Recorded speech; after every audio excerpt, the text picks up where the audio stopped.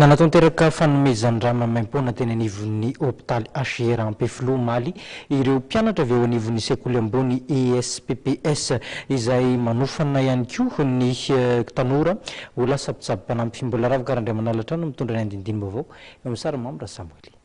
Ankizy miisa 7 avy eo anivon'ny sekoly ambony ESPPS na Institut supérieur des paramédicaux et de promotion de la santé no tonga namaly ny antso tamin'ity hetsika fanomezan-drama maim-poana notanterahana omaly teto amin'ny HR Ampefilo ity. Taorian'ny fizahana ara-pahasalamana natao dia ankizy manodidina ny 20 ny tena afaka nanao ny fanomezan-drà teto ary nanambara fa vonany anio ny fanomezan-drà ny sitrapo isaky ny fotoana voafaritra natanterahana izany.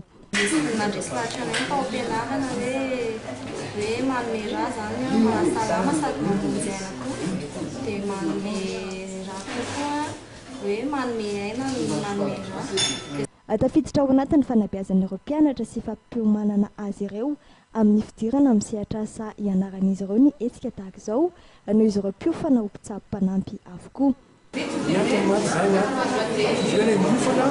Lasa infirmière sy sage-femme zany hoe manomboka zany izy eto a mahafantatra hoe famonjena olona tsy vitany fotsiny hoe manimbo izy a tsabolona fa manahoana zany hoe vantana izy ena hoe manamitra olona amin'ny aina zany.